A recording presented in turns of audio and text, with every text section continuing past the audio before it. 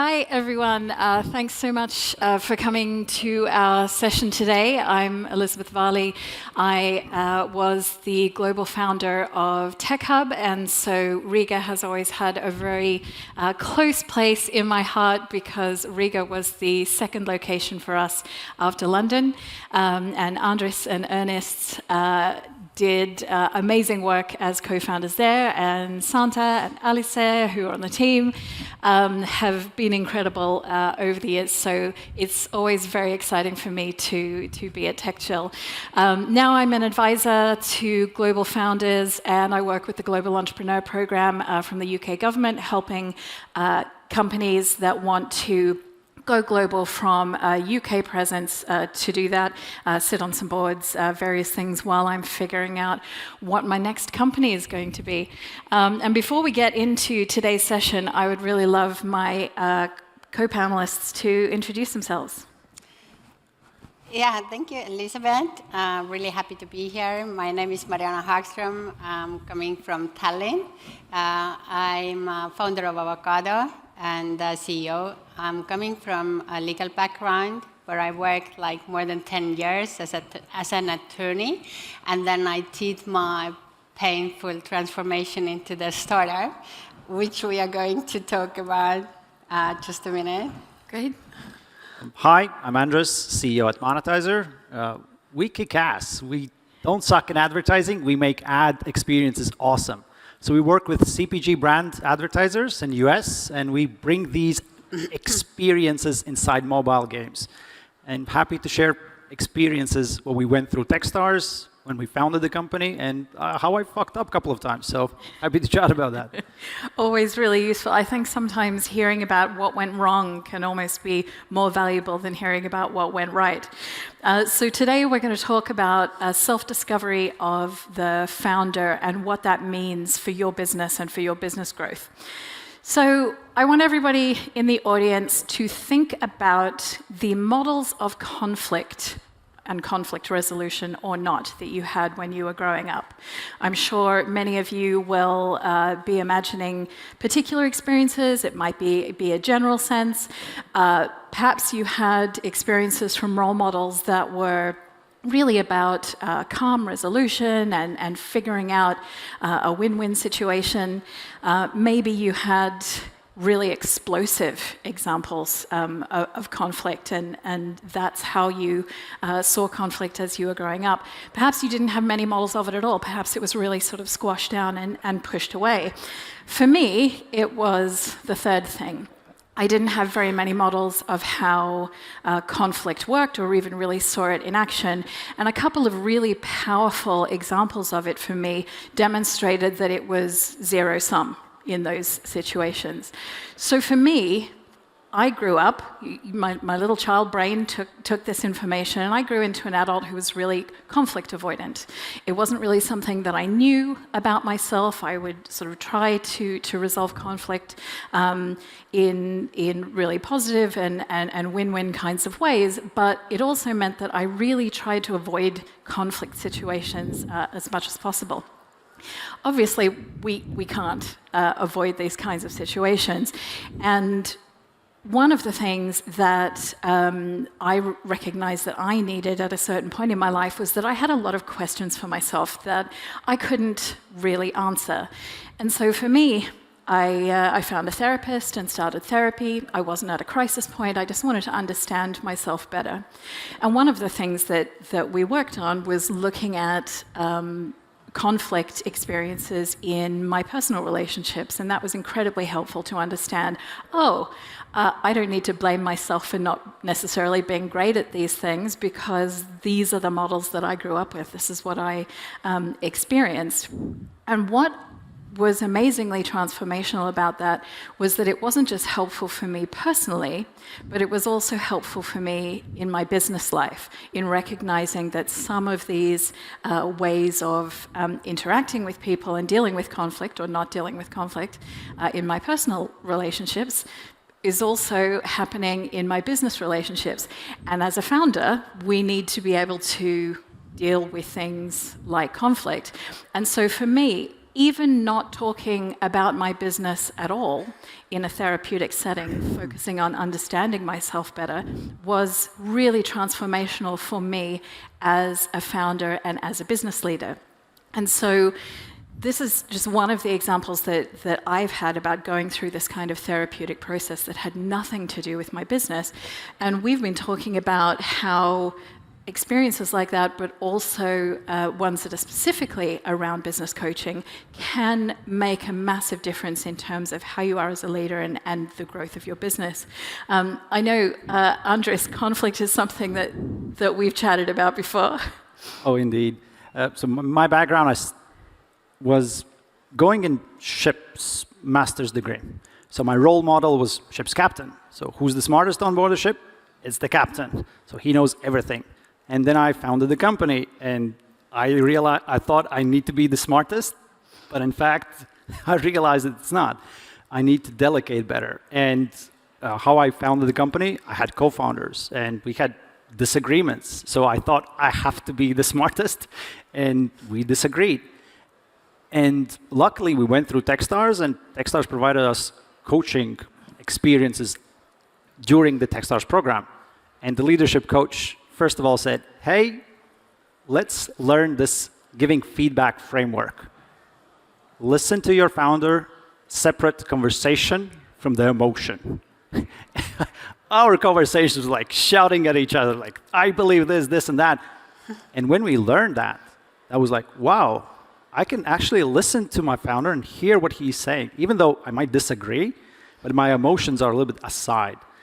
And it was very hard to realize that I need to listen to others and respect what they think. And that's how we progress, and that's how we move further. That was my excellent lesson that I learned. I hope that I have listened to others, the blog posts, what other people say earlier. I think that's a really interesting point about, I think as leaders, we feel like we have to have all the answers and we have to know everything. Mariana, you come from a position as the managing partner at a leading law firm. How is that sort of transition, particularly about knowing things and about how that works, what was that transition like, going from that environment to a startup environment? And what did you recognize about yourself as part of that? Yeah, it's, I mean, first, when I started to work with a startup, I really didn't think that, I'm going to build a startup. It was like a spin-off, a side business. My passion was there, my creativity, and I started to work with avocado as a side business for 2 years. And then I really needed to decide where I'm putting my focus. Am I going to continue as a lawyer and a partner, or I really want to put my focus into the startup? And it was already a very emotional moment for me to put everything what I have built for past years and built my success and step out of the door and become like nobody. Not just working with my passion and my idea how this legal world and what direction it should go. But I felt like extremely passionate. There was fire inside me and I was not able to put it anywhere. And I started to build my company then. And what I recognized, time after time, I feel like, the tool set and the mindset I actually learned, and I learned to the perfection, does not work for me anymore in a startup because it requires absolutely different mindset. And it's, if you're coming from a university or if you start building your career in a startup, of course there's also challenges because you're becoming an entrepreneur overnight. But when you have built already your career and you do a 180 degrees shift, it's absolutely, again, different challenges. So I really want to get rid of my role. I understood that I have to get rid of myself, basically learning who I am deeply as a person, not as a role, as a lawyer, as a managing partner, as someone, to becoming no one. And I think you've said that you found that the difference between a winning mindset and a growth mindset to be very different in making that shift. Yeah, absolutely, because, it's also, I started to recognize something, and I was not aware before, like I'm lacking empathy. And I mean, not lacking, but lacking the response. Like I didn't know how to respond, because in the law firm and in legal practice, and I think a lot of people recognize as well when you're in a corporate world or coming from the corporate world, it operates differently, absolutely differently. It's a hierarchy, it's a subordination, there are like different roles. And then I understood like when someone failing or not doing stuff or I mean, how you even build a team, what kind of roles people have. Are you really delegating them or telling them what to do? And I mean, that's where I came, and then I understood like, oh my God, I mean, when they are like coming up with ideas which sound stupid to me, it's so difficult to hold myself back and not to say that, and basically break people and my team, etc. So there was a lot of issues. I recognized that, oh my God, this is not working. I have to get rid of that. And what kind of empathy did you need to develop for yourself in going through a coaching process to allow you to change the way that you operate?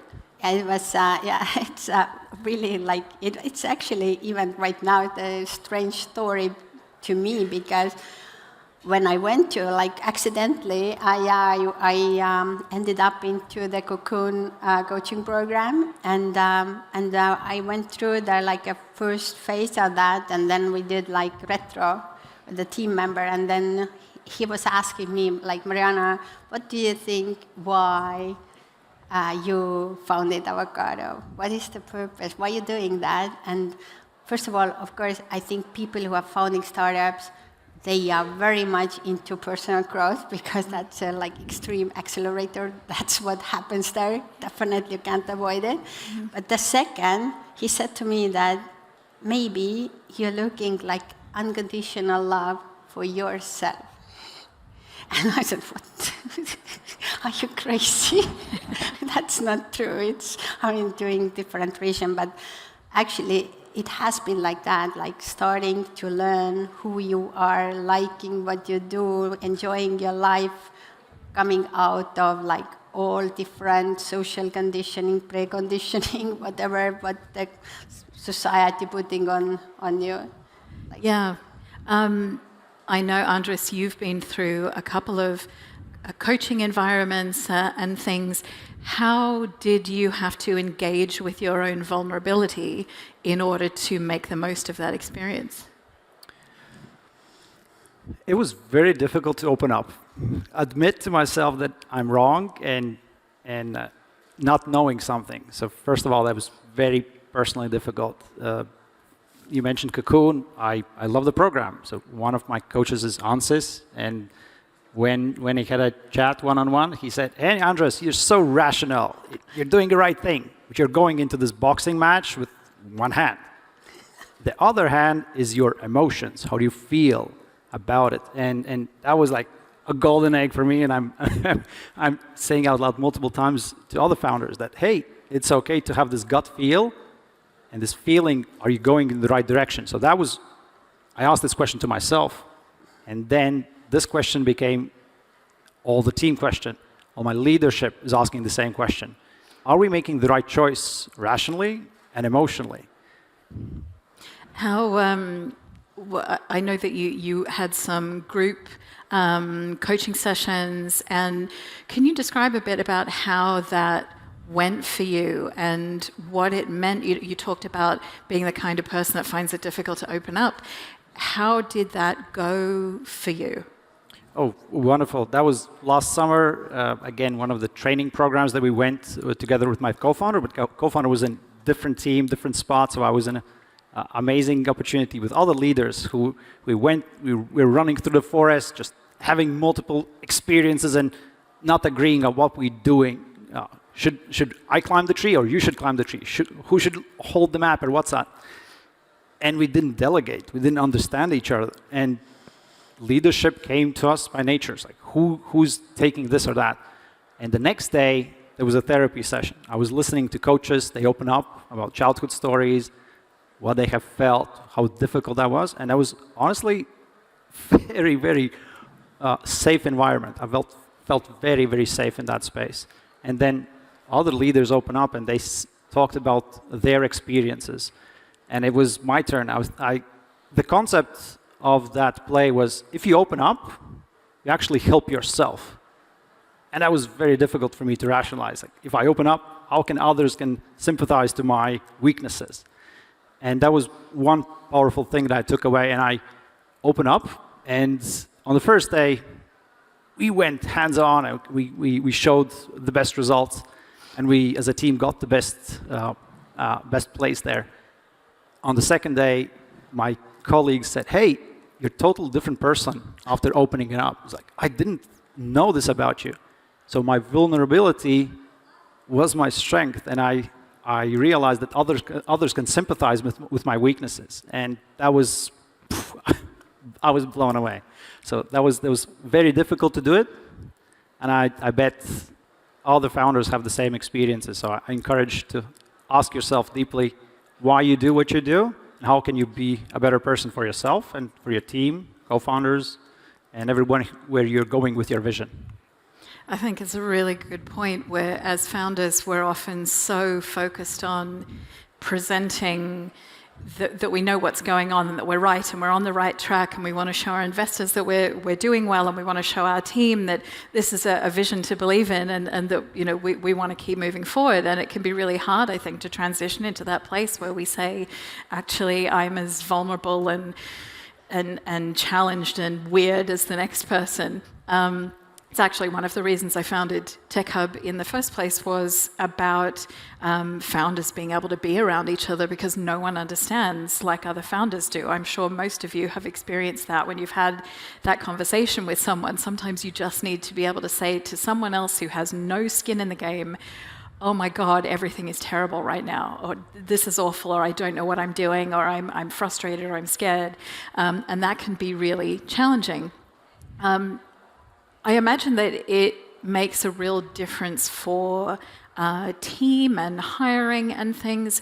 Mariana, did you find that you hired differently after doing that work than before?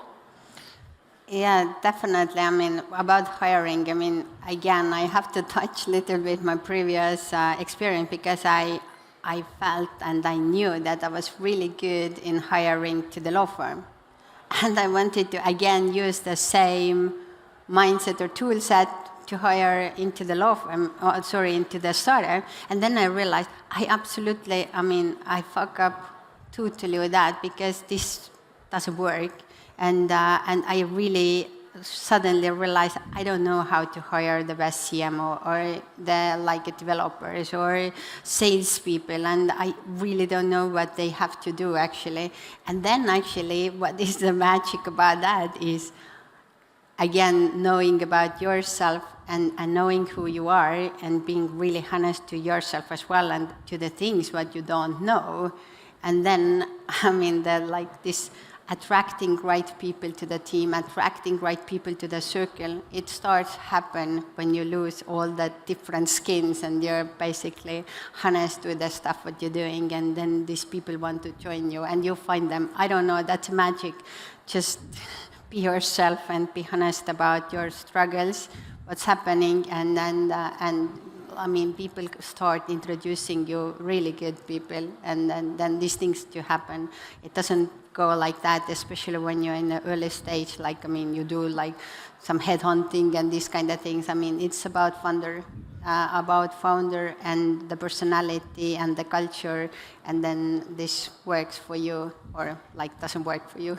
You said it feels like magic. I don't know if you've both had this experience. I feel like understanding myself and awareness and being so honest with myself, that feels like magic. It feels like a superpower. Yeah. It's like, do other people know about this? It makes every area of your life better, especially if you go through the process and no longer blame yourself for the things that you find challenging or the things that you don't know or the fears that you have. Because I think particularly as founders, we blame ourselves for being afraid of things. Yeah, absolutely. And it is very like scary from the start to lose everything. I mean, take everything off, like everything you have learned, and now that's me, uh, like me as a person, and it's very scary when you don't know who you are. And that's why it's very, very important. Yeah. Andris, did you start hiring for different characteristics in people or anything like that as part of understanding this sort of process more, understanding yourself? Love the questions. I love learning. My co-founder loves learning. So we thought everybody on our team should be in this mindset of, I need to be better myself by 1% tomorrow. What should I do from business perspective, from feedback perspective, from product development perspective? So that was one skill that we didn't realize. It's one of the core things we hire for, values. And we didn't call value, but we realized everyone we got on board had that willingness towards learning. And once we offered the coaching opportunities for our leadership team, everybody said, hell yeah, I want that. And it was like everybody raised their hands, and even more. Not only leadership team, but all the rest of the employees also want that. So we, at Monetizr, we're committing ourselves to start with the leadership and provide coaching opportunities for everyone within a team, because that's a powerful way for self-discovery and team discovery. So how can we perform better? And that was by accident, but going into the future, we realized that that's what we need to look for in the future candidates, and then how can we filter who's the best person for our team, and how can we grow faster? And that was the superpower that we did not see in the beginning. It's interesting. I think there's a perception of coaching or therapy about, is this worth spending my money on, especially in the early days when you don't have a lot of money. Should I be spending money on something like this? And I was having a conversation about this with Andris of Change Ventures, and said, as an investor, what's your opinion on this? Would you be happy with your portfolio founder spending money on things like this? And he talked about how these kinds of things can be a risk. If your founder is going to burn out, if they're not as effective as a leader, that's actually a risk as an investor, because obviously if you get founder burnout, then there goes the company potentially. And so I think there's a lot less resistance to this idea, and for it to not need to be at a point where, okay, I'm about to burn out.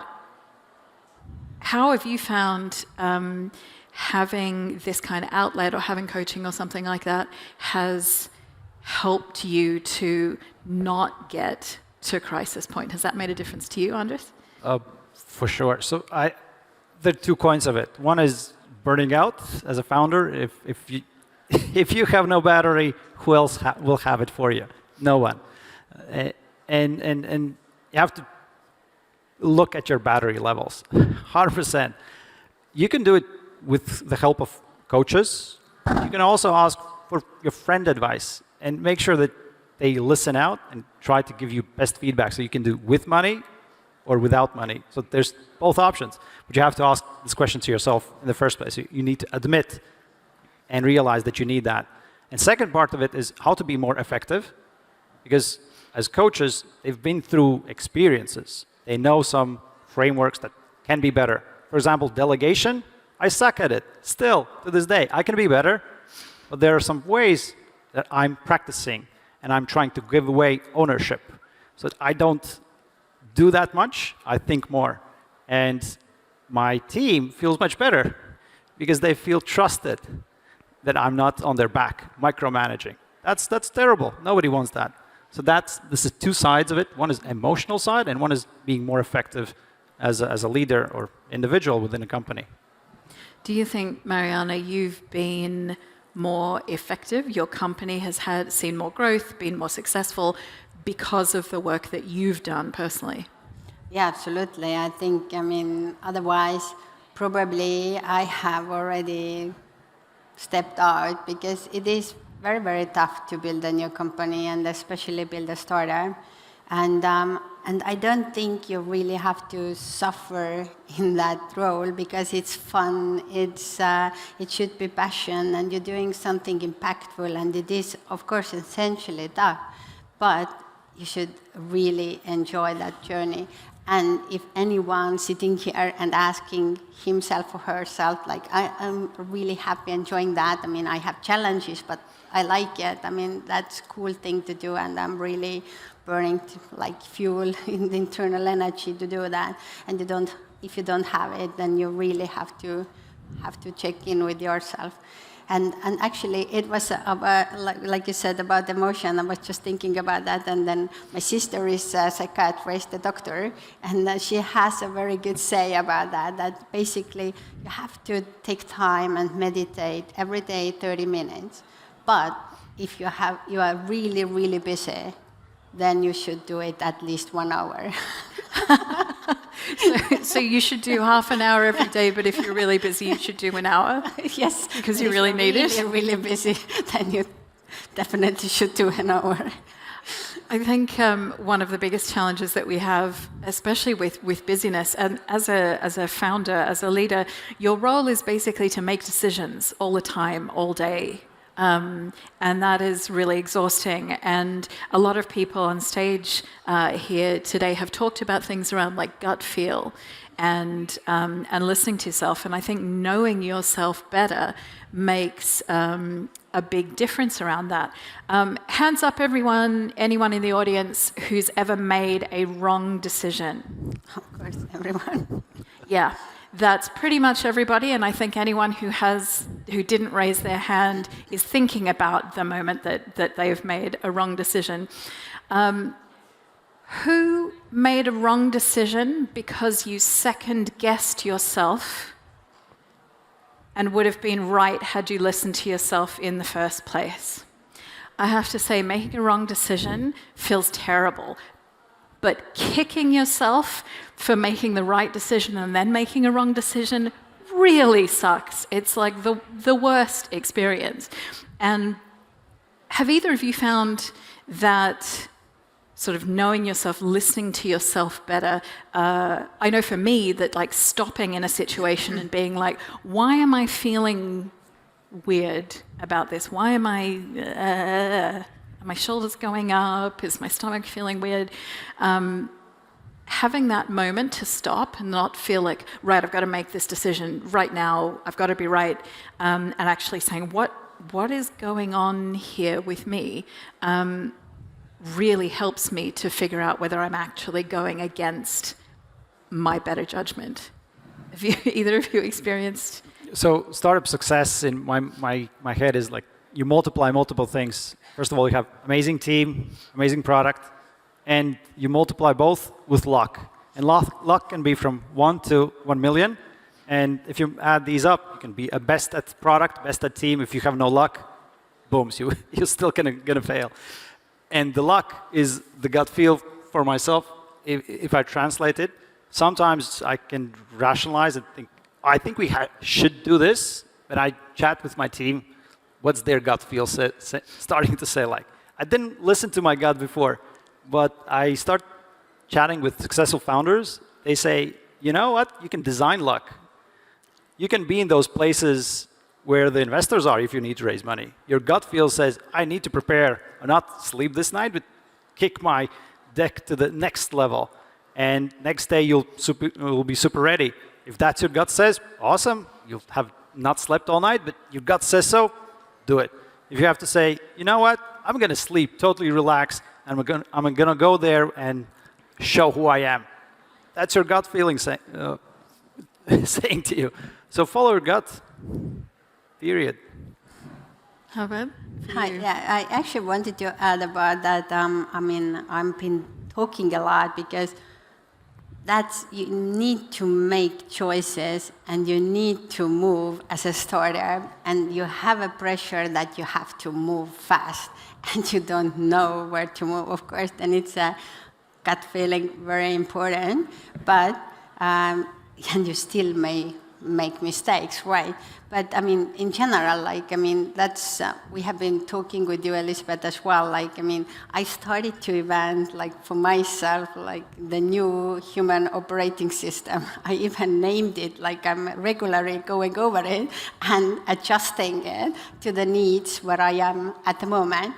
And then actually I made some like very important points there when, and I actually want to think about it like pretty as often as possible, as I said, like basically every day, check in, I mean, am I in the right track with what I'm supposed to do? And like here are a couple of like very simple principles I would like to give away to you as well, who are here, and it really helps me. I mean, when you have to move, I mean, what to focus, because focus is everything. And I mean, so many different opportunities where to go, where to focus. So you basically focus on things what you control. And that's very, very important. So and it means you focus on action, not result. And that's where the anxiety and pressure comes, because when you start focusing on the result, I mean, I want that number, I want that KPI, I want, I don't know, MRR, that X. You don't control that, but you can control what you do for that. And that's very, very important. So you focus on the action and the result will come. And when you focus on action, you also like take time to see what happens. So you get a feedback. I mean, is that working, not working? Try another way. So you basically iterate all the time. And that's very, very like relieving when you understand, like you let go of the result. You focus on action. And the other thing, very important, like you focus on things that are working. So there's always things that are working for you, and you have to find them, not focus, this is fucked up, this is not working, that is not going, this client went away, the product didn't do what it's supposed to do. And it's like a continuous negative talk, and you feel like such a pressure and bad inside. But you don't focus on that. You find in your company and your product and your customers, those ones which are working, and you focus on that. And you try to do them more and try to do it better and find the similar things. So, and then second, like you're doing your best. You don't try to build like a perfect product, perfect team, being perfect founder. You just do your best. If I may add, I recently learned this concept of impeccability is you act, that's who you are today. But before you act, you feel. Then you think, then you say out those words, and then you act. So if from feeling to acting, you are doing the same thing, acting the same thing, you should get the results. That was a very powerful concept for me. I think we think about business as something devoid of feelings, devoid of emotion, or it should be. We should try and push those things aside. But you're so right that a lot of this process is about engaging with what you feel before doing anything else. We've just got a couple of minutes left, so I'd love to invite you to just sort of give a top thing that you would want to tell other founders in the room. I can start. I think I would just say that it's okay to recognize and engage with your fear, not blame yourself for having it, and just sort of see it there and engage with it and figure out what it's trying to tell you. I think that's really helpful. Yeah, just continue what you said, and I mean, add my top onto that. And I really would like the founders to live out of risk, not to fear. So take the risk, nothing happens, you don't die. And this company, maybe you found like 5, 6 others which are going to be successful. Take it as a journey, take the risk, don't hold back, like maybe, I don't know what happened, maybe my 5,000 MRR will die. Doesn't matter, it really doesn't matter. Go forward, take the risk, and take the bold ones. Fear is just a barrier that we have thought about as a concept. You will not die from it. So try to step out your comfort zone. And what's the feeling why you're doing this? If you say, hell yeah, emotionally, then act on it. Great. Please join me in thanking Maria and Andris for being so open with us today. Thank you. Thank you. Thank you.